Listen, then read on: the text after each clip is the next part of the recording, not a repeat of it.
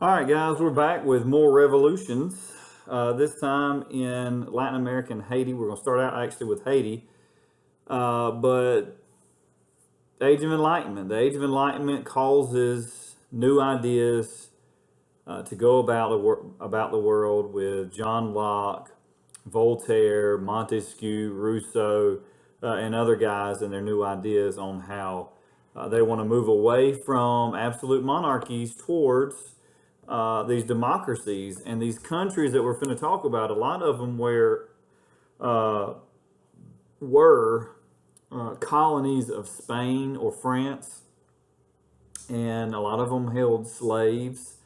A lot of the people group there may have not have been a part of the African slave trade. They were natives to the land, but they were slaves themselves as well under some harsh rulers.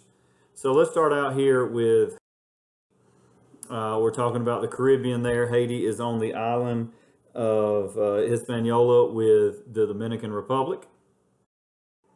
And the first guy we're going to talk about is Mr. Toussaint Louverture.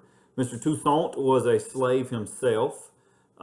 He had gotten his freedom, started serving in the French military there on Haiti. He would rise to power as a skilled general and diplomat. And then he starts to overthrow the Haitian government there that was under the control of France. And so this was about the same time that Napoleon was going on in France. Napoleon was kind of worried about Mr. Toussaint. And he takes control of the entire island. He frees all the enslaved Africans, and they start a rebellion. And it starts in 1791. And they go about, they learned a little bit about, or they learned a little bit from the French Revolution. And as they fought and went against their oppressors, they chopped their heads off as well. And so he started the revolution there in Haiti. And Mr. Jean-Jacques Dessalines is going to help him solidify and secure Haiti's independence as the first black colony to free itself from European control in 1804. Now listen, Haiti at one point in time was a thriving country in the West. They had a large stake in sugarcane. That's what they produced. But later on, after 1804, and they become a nation, they slowly got away from the production of sugarcane because they felt like it was a tie still to the former slavery that they had been in. But the issue with that is they went downhill. They didn't have anything else to offer the world.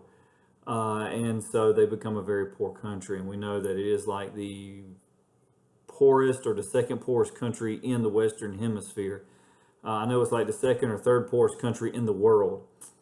And so they've had some really harsh times between losing economic means. They've had a lot of hurricanes hit, some earthquakes hit. They've had the Clintons steal money from them, stuff like that. So Haiti has been rocked, and they are always in need of some desperate prayer.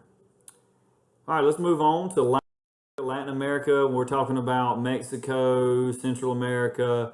We're talking about many of the countries there in South America, controlled mainly by the Spain Empire, the Spanish Empire there. Now, the reason why these Latin Americans started to break away from King Ferdinand the Seventh. He is king of Spain when Napoleon threatens his throne. Napoleon comes in, takes out the Spanish, and puts his brother Joseph Bonaparte, on the throne. And he dethrones Ferdinand. So this causes some issues. These Creoles, these natives that are supposedly nobles there in the colonies, they feel no loyal to this French imposter king, Joseph. And so using Locke's ideas of the consent of the governed, the fact that they have the right to rebel against an unjust government, rebellion breaks out. Now, a lot of these Creoles, they're they're natives to the lands there, but they are supposedly noble men. They have been given titles of nobility by the Spanish. And in all honesty, they don't really care about freedom for their people. They want the power for themselves, and you're going to see that in a minute. But some of them do. Some of them are all about freedoms for their people, but some of them are not. And you're going to see that. This all happens, this starts to happen between 1808 and 1810. So let's move on to our first guy. He's probably the of the revolutionaries, Mr. Simon Bolivar.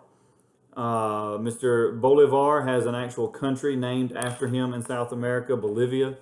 But he helped several of the countries with just his ideas, but also his military tactics, and he threw in some support across South America. But mainly he helped Greater Venezuela declare independence from the Spanish Empire in 1811. Now this war is going to be fought for about 10 years there. They had many setbacks, but they would win independence in 1821. Mr. Simon Bolivar is sometimes known as the George Washington of South America. The next guy helps out Mr. Simon in independence movements in Argentina, Chile, and Peru. Mr. Jose de San Martin, 1816 to 1821. He is also a key figure in the revolutions there across South America. Him and Simon are major, you could say, Enlightenment thinkers in a way across South America, pushing for their people's rights, pushing for democracy all across South America. Now, Mr. Miguel Hidalgo. Mr. Miguel was a priest in Mexico. And he believed in the Enlightenment ideals. He felt like his people had been oppressed for too long. He is a part of the lower classes because he's a priest. He's not up in the upper echelon of the church. He's just a local parish priest. And so he helps gather a following of lower classes. He creates this army, and he's going to fight against the Spanish. Now, here's the issue.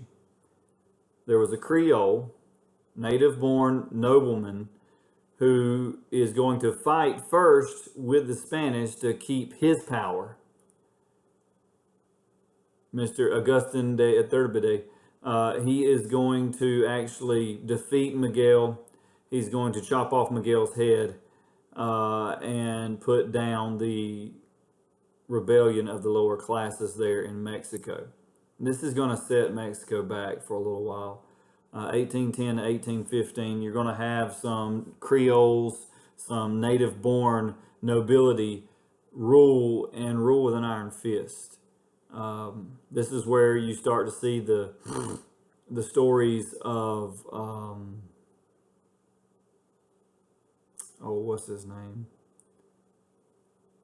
Zorro come about, because he was all about freeing the people from the oppressive Creole. But here is Mr. Augustin de Iturbide. He's going to proclaim Mexico's independence from Spain in 1821, just shortly after he defeated Miguel there. And he's going to rule. And it's not going to be nice. And it's going to be kind of ugly for the poor people there in Mexico. And there's going to be a few more after him. A lot of fighting between him and those around him, especially those living in the United States. Several people in the United States, they, of course, they move into Mexico, which is Texas at the time, or it's Mexico at the time, but it's Texas, and they try to help actually free some of these people, and it doesn't go so well, and that what really sparks the Mexican American War. We fight them. We get some land, or is it the Spanish-American War? It might be the Spanish-American. I can't remember. Anyway, but there's some issues there, but just know that they have some Creoles ruling over them for a while. Last but not least, you have Mr. Dom Pedro. Dom Pedro is the son of the King of Portugal. He really doesn't do a whole lot. He's the son of King John the Sixth of Portugal. Basically, his dad says, "Hey, dude, I'm tired of your business. Why don't you move on down to Brazil? It's our biggest, largest colony, okay? And you're going to take care of it." Basically, he so-called declared Brazil's independence in a bloodless revolution. Daddy just told him to go down there and take over in 1815. 1822, really nothing goes on. He actually is ruled himself by the Creoles there. He's just a puppet, figurehead. They allow him to keep his wealth and his figurehead while they actually rule over the poor people there of Brazil. So, more Creoles taking power. Not a whole lot of Enlightenment ideals in those countries there between Brazil and Mexico. Now, there's some across the northern countries there and western countries of South America, but still, there's major issues. Anyway, Dom Pedro is the last of the key figures in the Latin American revolutions. This is where we end basically Unit 5. So you'll have a Unit 5 Test 2 presentation to complete using everything from the French Revolution to Napoleon to these notes here. Okay, we'll see you later, guys.